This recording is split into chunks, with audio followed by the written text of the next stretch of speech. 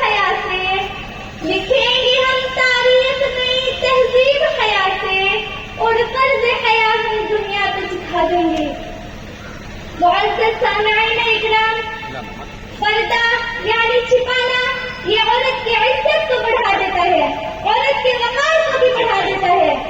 یہ حقیقت کسی پر پوشیدہ نہیں ہے کہ پردہ اسلام میں خصوصی نوعیت رکھتا ہے۔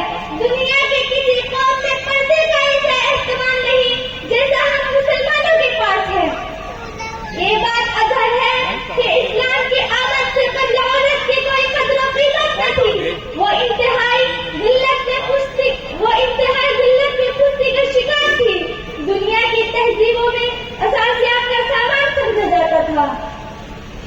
یونانی یا چین بلکہ زمین کے ہر گوشے میں عورت پر ظلم و ستم کے پہاڑ ڈھائے جاتے تھے، مگر اللہ کے فضل و کرم سے پیارے حبیب محمد مصطفیٰ صلی اللہ علیہ وسلم نے تشریف لا کر عورت کو صحیح مقام میں مرتبہ عطا کیا، اس کو ذلت و سستی کے گڈھے سے نکال کر عزت و اکرام کی بلندیوں پر پہنچایا، اس کو عزت و حیا کی چادر اڑائی اور چار دیواری کے اندر اسے امن و راحت کا سامان بخشا۔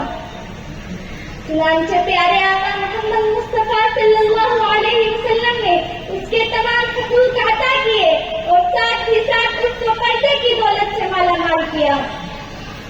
اللہ تعالیٰ نے پردے کے متعلق قرآن کریم کے ساتھ آیتیں نازل فرمائی ہے۔ اللہ تعالیٰ پردے کے متعلق فرماتا ہے وَقَرْنَ فِي بُيُوتِكُنَّ وَلَا تَبَرَّجْنَ تَبَرُّجَ الْجَاهِلِيَّةِ الْأُولَىٰ وَصَدَقَ اللَّهُ الْعَظِيمُ وَصَدَقَ رَسُولُهُ النَّبِيُّ الْكَرِيمُ۔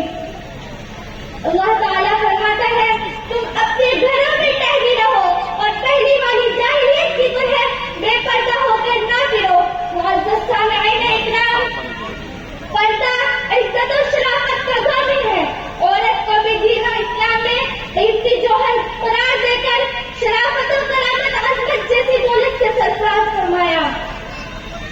عورت کی عزت و آبرو کی حفاظت کے لیے اس کو حجاب پہننے اور پردے میں رہنے کا حکم دیتا ہے تاکہ غیروں کی بدنگاہی بدخیالی کے جذبات سے محفوظ رہے۔ مگر افسوس اس احسان عظیم پر اسلام کے شکر گزار رہنے کی بجائے اکثر خواتین اس احسان عظیم سے لاپرواہ ہوتی جا رہی ہیں، جیسا کہ سیدہ کائنات فاطمہ الزہرا رضی اللہ تعالی عنہا سے منقول ہے۔ حضرت علی رضی اللہ تعالی عنہ فرماتے ہیں میں ایک دن حضور صلی اللہ علیہ وسلم کی خدمت میں حاضر تھا، آپ صلی اللہ علیہ وسلم نے صحابہ اکرام سے سوال فرمایا، آپ صلی اللہ علیہ وسلم نے صحابہ اکرام سے سوال فرمایا کہ عورت کے لیے کیا چیز بہتر ہے؟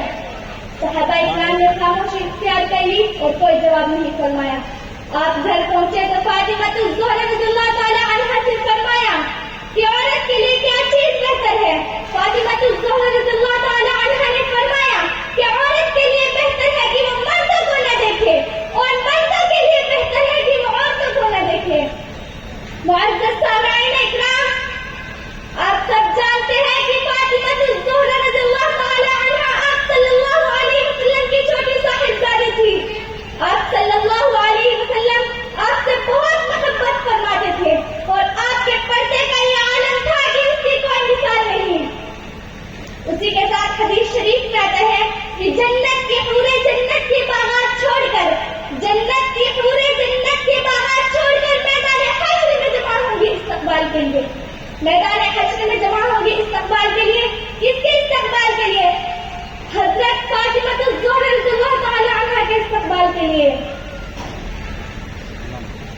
چنانچہ حدیث شریف میں آتا ہے کہ جب پل صراط سے گزرنے لگی تو آپ کے ارد گرد 70,000 حوروں کا اجتماع ہوگا۔ معزز سامعین، یہ کس لیے کیا جا رہا ہے؟ صرف اور صرف آپ بہت پردہ کیا کرتی تھی۔ حدیث شریف میں آتا ہے کہ حضرت ابو ہریرہ رضی اللہ تعالی عنہ سے روایت ہے، حضور صلی اللہ علیہ وسلم فرماتے ہیں کہ عورت جب 5 وقت کی نماز پڑھے، اپنی عزت و آبرو کی حفاظت کرے تو وہ جنت میں جس دروازے سے چاہے داخل ہو جائے۔ معزز سامعین، اس حدیث سے یہ معلوم ہوتا ہے